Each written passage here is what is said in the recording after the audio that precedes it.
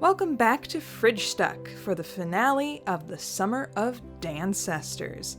And as summer starts to set like the sun, let's wrap up this 3-part special with what I like to call the Dusk-Blooded Trolls. Like a few of the trolls before him, no one can say for certain who Horuss Zahhak was named by. It was possibly suggested by MS Paint Adventure fan Varin, originally for Equius. Hardy har on the pun. What? I'm not gonna say it out loud. YouTube is always listening. However, Horuss sounds identical to Horus, the falcon-headed god from Egyptian mythology. Horus was a god of many things, but he was most well known for being the god of the skies and of the family line of the pharaohs, a literal god of kingship. Might explain why the Zahhaks are so wrapped up with their place in the hemospectrum. When simplified, the origin myth for the god Horus is akin to the Lion King, aka evil uncle kills father and now Horus must reclaim the throne and everything the light touches is his kingdom, yada yada. But according to some versions of the myth, Horus wasn't born from the most natural circumstances. You see, Horus's dad, Osiris, after being locked in a sarcophagus, was torn apart into many pieces, and Isis, Horus's mom, successfully managed to put most of her brother-husband's body together. Except for one important member. Anyway, Isis, who doesn't give a flying fig about what humans say is impossible, casually brings her mummified hubby back to life, creates a golden phallic symbol for him, and later gives birth to her son Horus. This explains so much for Homestuck's Horus if you think about it.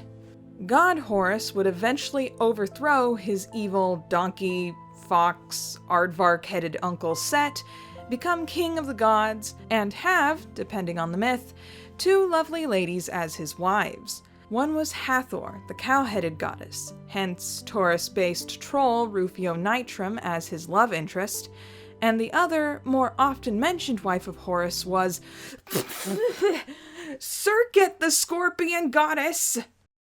Why? You were one of the few I thought had some sense of dignity. I trusted you, and you dashed it in my face. Dang it, Mindfang! As mentioned in comic, Horus built Rufio a full metal horse body when Damara Megiddo paralyzed him. But it didn't last long, as Rufio was actually killed and then resuscitated by Horus with a kiss to Rufio's severed head. Now, I'm actually going to mention that yes, the kiss was a reference to Jake and Dirk's kiss, but Rufio mentioning a mountain and Horus fighting a horse with a flaming mane is actually a callback to a painting Homestuck creator Andrew Hussey bought in 2008. Said painting of a horse attacking a football player was purchased for $425 and has made several cameos in Homestuck since. Back with Fridge Facts, Horus identifies as a horse, aka hoofbeastkin, referencing the concept of otherkin, people who see themselves as something more than human. Horus expresses his connection to hoofbeasts by using an overabundance of horse puns, sporting a ponytail, and wearing what is essentially a bridle and a fly mask combo. While Horus is definitely what Hussey described as Equius on horse steroids, the two actually differ personality-wise from each other. While Equius is shown to be gruff, humorless, and unwilling to change his perspective or stances on things, Horus has adopted a more carefree, optimistic attitude thanks to his new Moi Allegiance with Mulin Leon. That's probably not healthy, Horus. Maybe get a second opinion on that? Also, while Equius speaks little in the comic, Horus won't stop talking, to the point where he can't even let his mate Sprit say anything. Can't even hear Rufio when he tries to break up with him. That sweat troll. Lastly, Horus's name was shown misspelled by Hussey during Part 3 of Openbound. Not that I can be critical about it, I misspell things all the time. Like a few minutes earlier, when I was trying to write sarcophagus, Wait. Sarcophagus. Sarcophagus! Sarcophagus! Why didn't I see that sooner? It makes sense now why Aqueous was... Oh! Kurloz was named by forum goer Dragoshi originally as a suggestion for Kurloz's ancestor, Gamzee. Many people think that Kurloz's name sounds similar to coulrophobia, the fear of clowns, and the Chinese word for skeletons, kulo. But that seems like a stretch to me. But considering that the only alternative for his name is that it sounds like Carlos and he looks like he's dressed up for Dia de los Muertos, it's whatever. Sorry if I seem a bit short, Kurloz just creeps me out. I mean, he's the only one of the trolls to have a talk sprite that isn't at a 3/4 angle. He's just staring at you, dead on. Like he's aware you're playing this open-bound section and knows you're gonna follow him into some dark catacombs. Kurloz stitched his mouth shut after screaming so loud in his sleep that he made his then mate-sprit Mulan deaf. And many suspect that Kurloz was more consciously responsible for Metuna Captor's mental overexertion. Coincidentally, Kurloz, Mulan, and Metuna make up the majority of the trolls who were not healed of their disabilities or injuries when they died. Many Homestucks see these three as references to Japan's Sanzaru, aka the Three Wise Monkeys, where there are 3 monkeys depicted covering their eyes, ears, and mouth, and are associated with the proverb, see no evil, hear no evil, speak no evil. The exact origins of the monkeys are a subject of debate, as is the meaning. Buddhists say it's about how one should not dwell on evil thoughts, but most people in Western civilization see the proverb as an excuse to not be morally responsible for the evil actions of another, because you purposefully ignore it, pretend not to see it, or don't speak about it. Something the trolls in the dream bubbles are apt to do when it comes to Kurloz and the High Blood cult.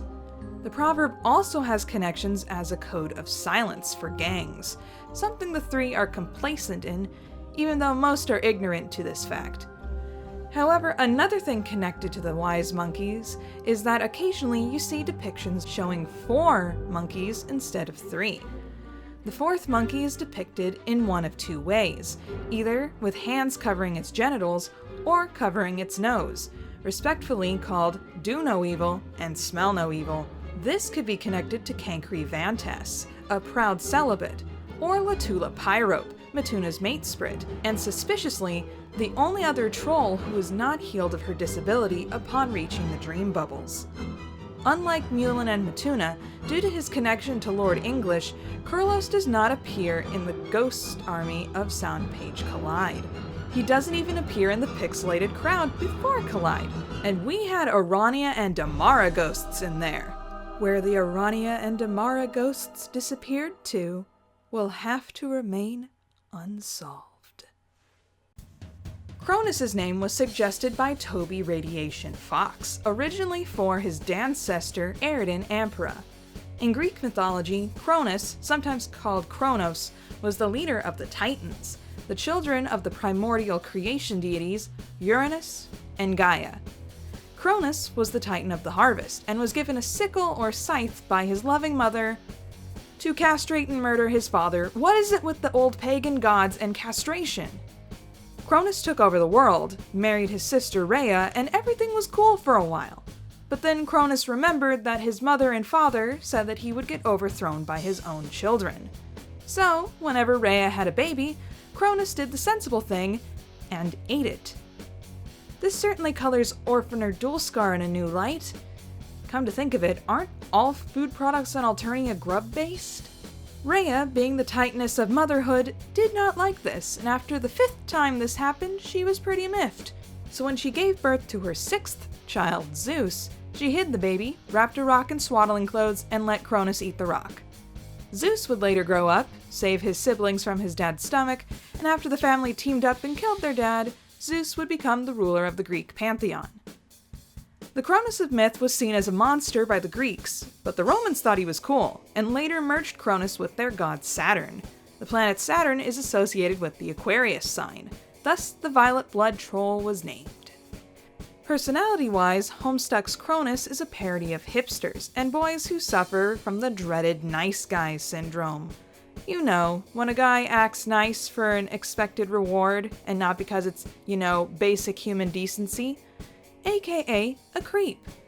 Cronus, keeping with the theme of the Dancestors being over-exaggerated caricatures of the original 12 trolls, is also seen as a parody of Eridan, specifically as he's seen from the Eridan hater side of the fanbase, as Cronus is shown to fake emotional distress, doesn't take no for an answer, is incredibly mean to the handicapped Matuna, and is desperate enough that he'll ask out his own Dancestor. Heck, he'll even go out with Hussy, despite both of them thinking Cronus is the worst character in the comic.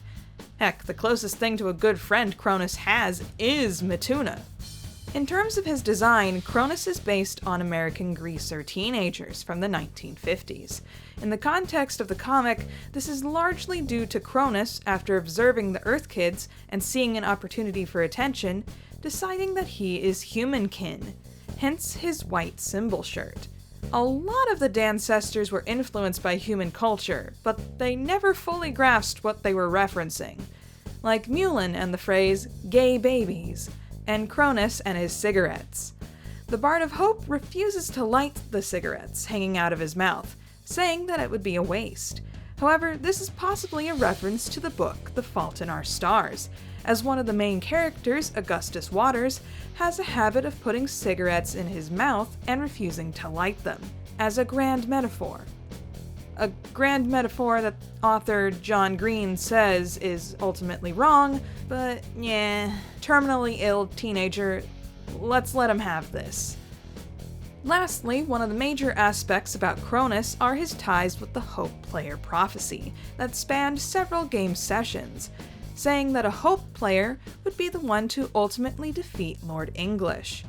The prophecy included many Harry Potter references, like you do, but in Cronus's recap, Urania takes time to mention that Cronus became disillusioned to his destiny, and, fitting for his bard class, allowed that hope to be destroyed.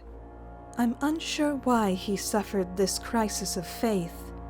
Aside from the obvious reasons having to do with an overall lack of character or any other redeeming qualities, perhaps someone talked him out of his beliefs. Maybe a friend close to him? Or, if one is to believe his fantasy held any water, perhaps one who was in league with the evil magician. Meenah's name was suggested by Blueberry, originally for the fish princess herself, Pfeffery.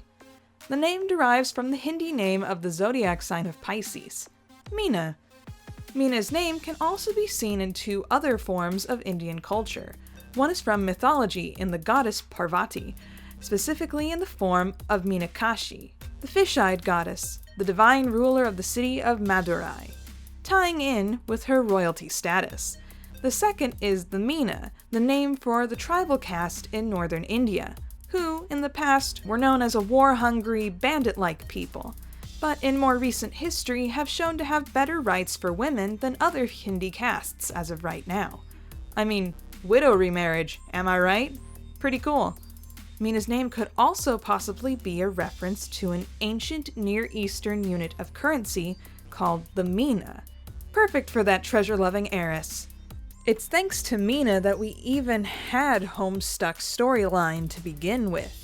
She was the heiress of Bephoris, who ran away to the moon and discovered the Spur beta game waiting for her there.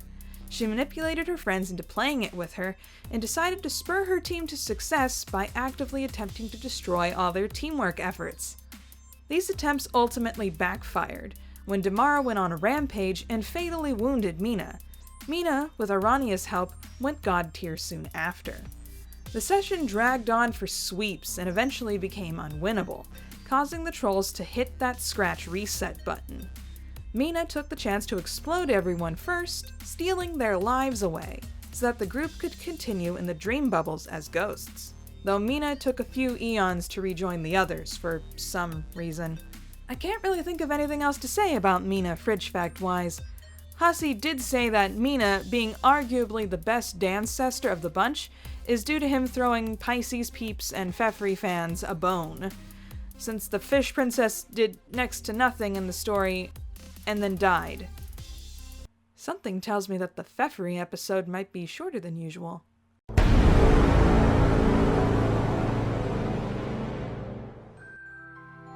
Thank you guys so much for watching the final episode for the Dancestors.